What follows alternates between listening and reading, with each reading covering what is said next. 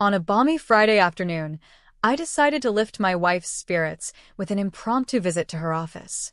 Lately, our lives had been pulling us in different directions, and I longed for a spontaneous lunch to rekindle the spark between us.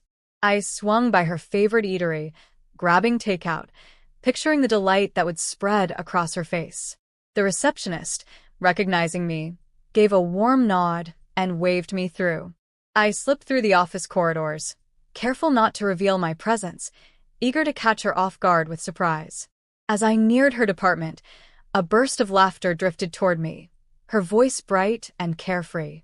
A smile tugged at my lips, but her words stopped me cold, shifting the air around me. She lingered near the water cooler, chuckling, her stance easy and unguarded. A man I didn't know stood close, his tall frame and self-assured demeanor striking. "Oh, Kevin, you're incorrigible," she teased, giving his arm a light, playful tap. "If I'm not careful, I'll think you're trying to sweep me off my feet." My heart froze. Her words hit me like a boulder, squeezing the breath from my chest. My grip on the takeout bag tightened, my knuckles paling. Kevin's laugh was smooth as he leaned closer, his hand brushing her arm. "Maybe I'm doing just that," he replied with a grin. "You haven't said if you're taken." She glanced down, a coy smile playing on her lips. "Let's just say it's not so straightforward," she murmured. Then her gaze landed on me just a few steps away.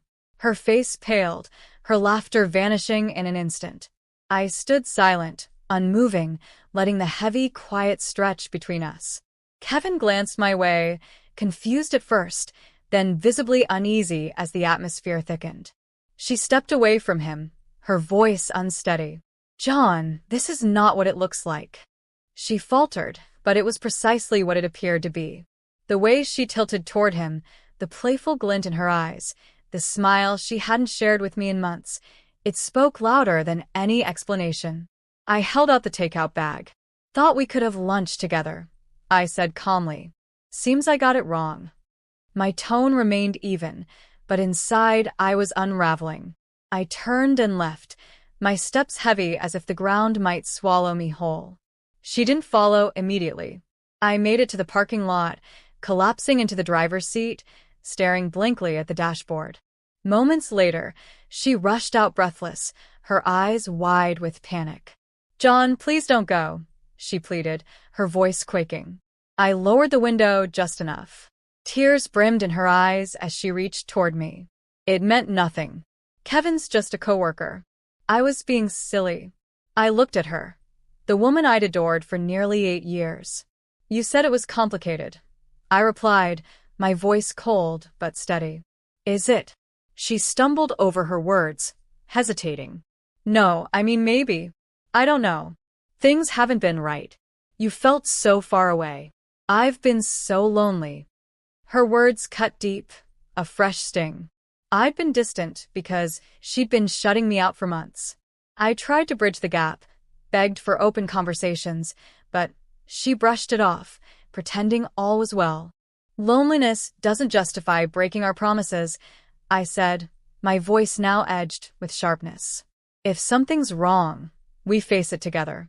You don't seek someone else's attention."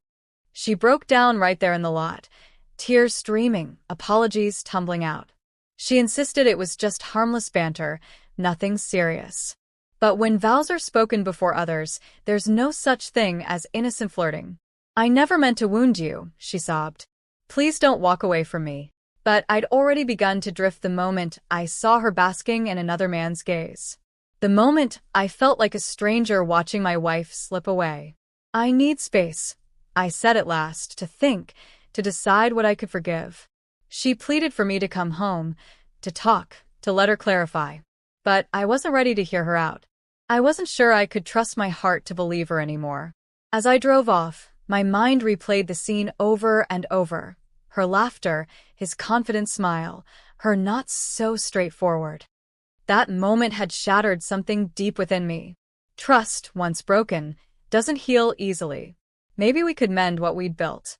Maybe we couldn't. But one thing was certain, nothing would ever feel the same.